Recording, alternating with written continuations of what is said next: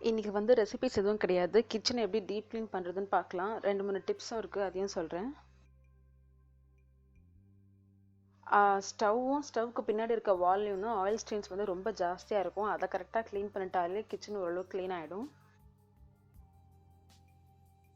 First வந்து அடுப்பில் இருக்க அந்த ஸ்டாண்ட் இருக்கும் இல்லையா, அதை எடுத்துடலாம். அண்ட் என்னோட ஸ்டவ்வில் பார்த்தீங்கன்னா மொத்தம் 2 ஸ்டீல் ஸ்டாண்ட் இருக்கும். ஒன்று வந்து ரிமூவபிள், இன்னொன்று வந்துட்டு பார்த்தீங்கன்னா ஸ்க்ரூ போட்டு கழட்டுறது. ஸோ நான் அதை கழட்டல, மேலே இருக்க ஸ்டாண்டை மட்டும் கழட்டி எடுத்துடுறேன். இதை வந்து தனியாக பாத்திரம் கூட சேர்த்து தேய்ச்சிக்கலாம். ஸ்டாண்ட் எடுத்ததுக்கப்புறமா பர்னாலையும் எடுத்துடுங்க. எடுத்துகிட்டு இந்த மாதிரி துணியால் ஜஸ்ட் மேலே இருக்க டஸ்ட்லாம் தட்டிடுங்க.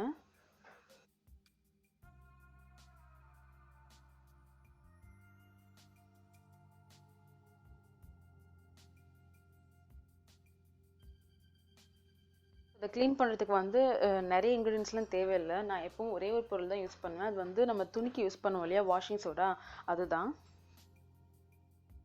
இப்போ வந்து அந்த வாஷிங் சோடாலேருந்து 3 டேபிள் ஸ்பூன் அளவுக்கு எடுத்து ஒரு பாத்திரத்தில் சேர்த்துக்கலாம்.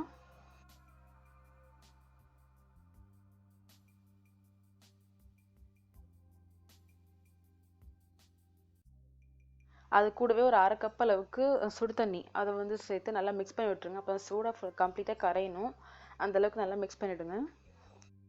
மிக்ஸ் பண்ணிவிட்டு இந்த மாதிரி ஒரு மெலிசான ஸ்க்ரப்பர். ஏன் மெலிசான ஸ்க்ரப்பர்னாக்கா இது வந்து நல்லா தேய்க்கும் போது கொஞ்சம் உங்களுக்கு வாட்டமாக இருக்கும், அதனால தான்.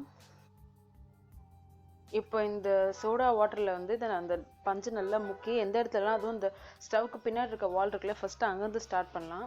அந்த இடத்துல வந்து நல்லா போட்டு தேய்ங்க, கொஞ்சம் நல்லா அழுத்தம் கொடுத்து தேய்ங்க.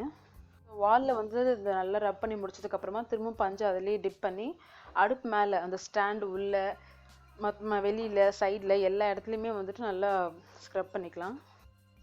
எந்த இடத்துல எண்ணெய் பிசுறு இருக்கோ அந்த இடத்துல நல்லா அழுத்தி தேய்ங்க கொஞ்சம். அதே மாதிரி சமைக்கும் போது ஏதாவது ஸ்பில்லாக இருந்துச்சுன்னு சொன்னால் அது வந்து அடுப்புக்கு பக்கத்தில், அந்த எரியிற இடத்துக்கு பக்கத்தில் ஏதாவது ரொம்ப ஷார்ப்பாக பிடிச்சிருக்கும் அந்த இடத்துல. ஸோ அங்கெல்லாம் நல்லா இது பண்ணி தேய்ங்க. இதை நீங்கள் ரொம்ப கஷ்டப்பட்டு தேய்க்கணும் கூட அவசியம் இல்லை. ஜஸ்ட் அப்படியே ஸ்ப்ரெட் பண்ணி விட்டுட்டு ஒரு 2 நிமிஷத்துக்கு அப்புறம் தேய்ச்சா கூட ஈஸியாக வந்துடும். இப்படி வந்து சோடா வாட்டரில் துடைச்சதுக்கப்புறமா திரும்பவும் நார்மலாக நம்ம டேப் வாட்டரில் அந்த துணியை நல்லா அலம்பிட்டு அந்த தண்ணியில் டிப் பண்ணி கொண்டு வந்து அடுப்பு மேலே நல்லா தொடங்க.